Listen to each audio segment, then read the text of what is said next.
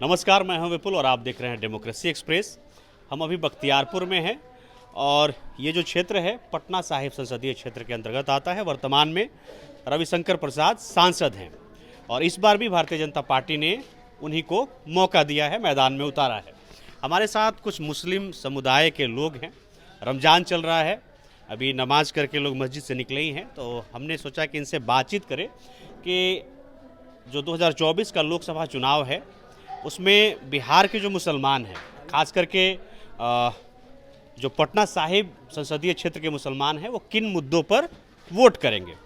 सबसे पहले आप अपना नाम बताएंगे। मेरा नाम मोहम्मद अइनुल हक। 2024 का जो चुनाव है अब बिल्कुल करीब है और भारतीय जनता पार्टी ने एक बार फिर से रविशंकर प्रसाद को मौका दिया है, तो सबसे पहले हम आपके स्थानीय सांसद के बारे में ही आपकी राय जानना चाहेंगे कि उन्होंने कैसा काम किया है। अरे कैसा क्या क्या, हम लोग तो मोहल्ला में देखने भी नहीं आए हैं आज तक कि हम लोग उनसे अपरिचित भी हैं, और वैसे हम क्या कह सकते हैं। तो इस बार 2024 में आप लोगों का क्या मूड है, किन मुद्दों पर आप लोग वोट करेंगे? हम लोग तो देखिए सरकार से यही अपील करना चाहते हैं कि जो भारत सरकार जो है मुसलमानों के खिलाफ जो CAA जो है वो लाया है, मुसलमानों को जो कि नहीं छोड़ करके जो CO लाना चाह रहा है, तो हम लोग चाहते हैं कि उसमें मुसलमानों को भी शामिल किया जाए। हम लोग को यही मांग है केंद्र सरकार से। तो अगर मुसलमानों को भी उसमें शामिल किया जाता है तो उस कानून का क्या फ़ायदा होगा, ज़रा आप समझाएंगे। वजह यह कि हम लोग TV में देखते हैं कि CA जो होता है कि जो अति उत्पीड़न हो करके जो अफ़गानिस्तान, पाकिस्तान, बांग्लादेश से जो अल्पसंख्यक के लोग जो हैं वो आएंगे, उनको हम CA बिना डॉक्यूमेंट के हम उनको दे देंगे। और मुसलमानों के साथ जो मजबूरी है कि भाई आप अपना डॉक्यूमेंट दिखाइए जो है कि नहीं आपका बाप दादा जो है यहाँ के हैं, 1971 में जो है कि नहीं के हैं। तो हम लोगों को बाप दादा के टाइम में उस वक्त तो कोई जो है जर ज़मीन था नहीं, हम लोग कमाने खाने वाला आदमी हैं, और आज भी हम लोगों को जो है डॉक्यूमेंट है नहीं। तो हम लोगों को दहशत इसी बात का है कि जो CA जो कि नहीं मतलब छांट दिया गया मुसलमानों को, उसमें शामिल किया जाए। दहशत में हम लोग हैं, हम लोग दहशत में इस बात के हैं कि आखिर इसमें छांट क्यों दिया गया।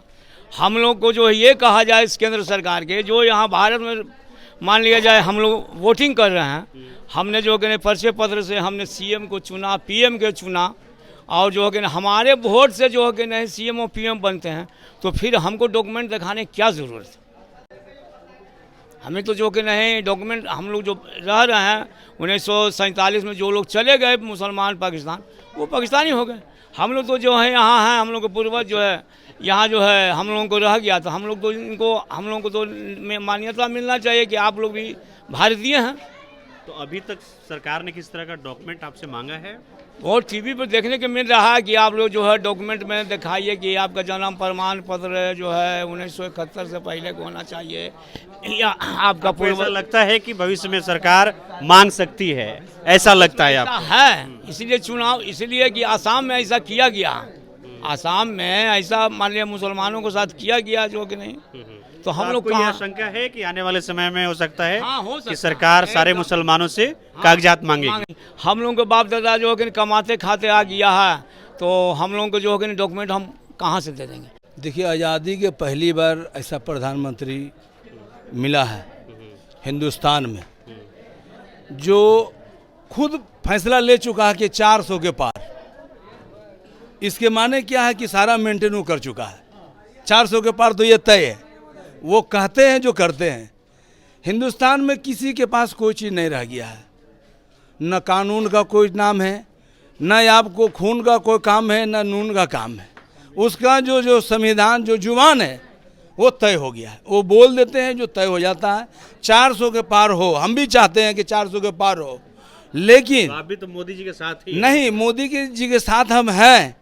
400 के पार हो, लेकिन 200 जो है 200 क्षेत्रीय दल का हो और 200 BJP हो, ताकि वो कुछ फैसला ले तो हम लोग का जो क्षेत्रीय पार्टी है उस पर अहम रोल ले रोकने का। किन क्षेत्रीय दलों पे आप ये बात कर रहे हैं, किन पे भरोसा? पूरे हिंदुस्तान में, जैसे ममता हो गया। नहीं, आपके यहाँ पटना साहिब में मेरे ऐसे कौन कौन से क्षेत्रीय दल हैं? जो फैसला बड़ा लेगा, नीतीश कुमार उसको रोकने का काम किया। BJP के साथ रह के भी यहाँ बिहार में जो बनाया सरकार, और जो चला रही है तो सबसे पहले मुसलमानों का मुद्दा था कब्रिस्तान कब्जा जादवों के अंदर में, उससे निजात दिलाया 85%। उसके बाद मदरसा का डेवलपमेंट किया, तालीमी मरकज़ दिया, बिजली सड़क पानी इसमें कोई कमी नहीं किया।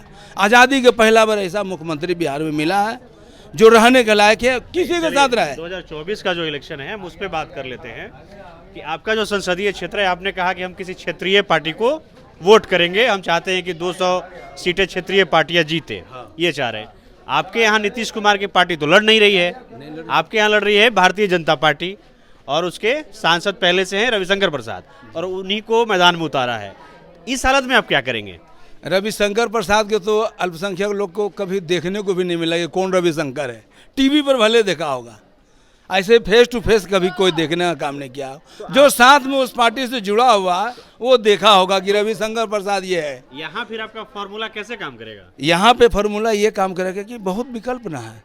क्या विकल्प? अभी तो विकल्प है, जैसे कांग्रेस है, आरजेडी है या लोजपा है, जदयू है। अभी जो है इसका अभी फैसला नहीं हुआ है। जो भी पार्टी आएगा हम लोग सब भरपूर मेहनत करके काम कह रहे हैं कि जो जहाँ पर क्षेत्रीय पार्टियों के तौर पर जेडीयू अपना कैंडिडेट उतार रही है, वहाँ पे मुस्लिम जेडीयू को सपोर्ट करे, और जहाँ पे भारतीय जनता पार्टी अपना कैंडिडेट उतार रही है वहाँ पे अगेंस्ट में वोटिंग करे। वहाँ पे अगेंस्ट में नहीं करेंगे हम। उसके साथ में जो मेरे पास जो मजबूत टीम आ रहा है, अभी निखिल कुमार के नाम आ रहा है, तो हम लोग निखिल कुमार के साथ रहेंगे तन मन धन से, इसलिए कि उसको मजबूत करेंगे। तो उसको जाकर के मजबूत जो टीम बैठा हुआ है उसके लिए ये मजबूत जाएगा तो उसको रोकने का काम करेगा। जो फैसला ले चुका है, कभी कभी ऐसा फैसला लेता है NRC CA, ये सबसे मुसलमानों के दहशत है। 370 हालांकि यहाँ के मामला नहीं है, तो इससे कोई फायदा हम लोग को नहीं है। इस पे है कि वो जो कुछ करेंगे तो ये क्षेत्रीय पार्टी जो है उनको रोकने का काम करेंगे। मुसलमानों के लिए क्या जरूरी है 2024 के चुनाव को लेकर के? मोदी जी चाहिए। क्यों? हाँ, अपना अपना विचार है। मोदी जी ने अच्छा काम किया है जी। खाने वाला सामान से लेके सब चीज सामान में GST है। झाड़ा भी फिरे जाइए तो GST दे के जाइए, पेशाब करे भी जाइए तो अच्छे दिन बनाए हैं कि सब जगह बैतुल खोला बना दिया है। इससे अच्छा दिन कौन है? नीमक लीजिए तो GST लगेगा, आटा लीजिए तब पर भी GST लगेगा। या रविशंकर जी भी कभी आए हैं बख्तियारपुर क्षेत्र में टहलने के लिए कि कौन मुर्दा हो रहा है कौन जिंदा हो रहा है? किस हाल में गरीब है, बड़का तो बड़का हो ही रहा है, छोटका अब छोटे हो गया। अभी सबसे बड़ा मुद्दा हिंदुस्तान में एक ही मुद्दा है, न दाढ़ी का न चोटी का। हम लोग का मामला है रोटी का। आज तक हिंदुस्तान में जो भी दल हो रोटी की बात नहीं कर रहा है। हम लोग चाहते हैं कि कोई रोटी की बात करे। जो हिंदुस्तान में कभी सोचा भी नहीं था कि मंदिर मस्जिद की बात करे, ये कैसा प्रधानमंत्री। हिंदुस्तान में मंदिर मस्जिद की बात पे वो आ रहे हैं, रोजी रोटी के बात पे तो आ नहीं रहे हैं। अगर 675 रुपया में गैस का कीमत है जब ये बैठे थे तो अच्छा दिन आ गए। वो कहे कि अच्छा दिन, सबका सम्मान, सबका साथ, सबका विकास। तो विकास तो मेरा हुआ है कि आज 1200 रुपया में गैस खरीद रहे हैं, ये बहुत बड़ा विकास है। सरकार से हम यही चाहते हैं कि किसी तरीका का भेदभाव, किसी तरीका कोई ऐसा ना हो। विकास के नाम पे वोट मांगा जाए, ना कि धर्म के नाम पे, जाति के नाम पे, मंदिर के नाम पे, मस्जिद के नाम पे आपस में भाईचारे को बिगाड़ दिया जाए। हम लोग आज उस माहौल में 2014 के बाद जी रहे हैं। जो साथ में उठना बैठना था वो हमसे आज बात करने के लिए ढंग से तैयार नहीं है। इस तरीका का मतलब समाज में क्रिएट कर दिया गया है हम लोग को आपस में, इस तरह का माहौल बना दिया गया है। इसके लिए कौन जिम्मेवार है? इसके लिए तो सरकार ही जिम्मेवार है कि आप किसी तरीका का मतलब या मान लीजिए आप लोग मीडिया मतलब यूट्यूबर हैं वो तो ठीक है, जो नेशनल मीडिया है वो इस तरीका का माहौल क्रिएट कर दिया गया है कि लोग आपस में, अब देखिए कल ही के बात है, वो मुख्तार अंसारी मरा, तो मुख्तार अंसारी मार दिया गया मतलब किसी चैनल पे, जबकि वो तो अपना स्वाभाविक मौत मरा, हार्ट अटैक से लोग बता रहा है, बोला मर गया उसके लिए 144 लगा तो वहाँ मिट्टी देने के लिए, बहुत ऐसी बात मतलब चैनल के माध्यम से हम लोग को जानकारी हुआ।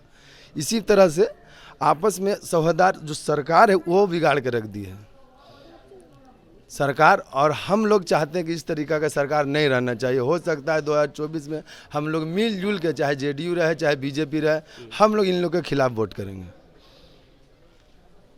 जेडीयू और बीजेपी के खिलाफ हाँ। करेंगे।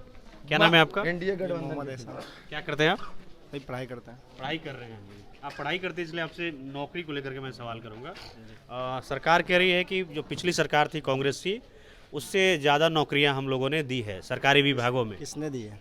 केंद्र सरकार ये एक दावा कर रही है। बीजेपी सरकार ने। कहाँ दी है? मैं तो बेरोजगार खड़ा हूँ आपके सामने, देती तो मैं नौकरी में रहता ना, तो कहाँ दी है? इन्होंने सिर्फ जुमलाबाजी की है केंद्र सरकार ने, 10 सालों में कुछ नहीं किया। आप देख सकते हैं, आप इतने युवा इतने बेरोजगार खड़े हैं, देख सकते हैं ना, तो इन्होंने कुछ नहीं किया। 10 साल में सिर्फ जुमलेबाजी की, कोई नौकरी नहीं दी। कोई नौकरी नहीं मिला। 2 करोड़ का वादा किया था इन्होंने, हर साल 2 करोड़ नौकरियां दूंगा, एक भी नौकरी नहीं मिला अभी तक।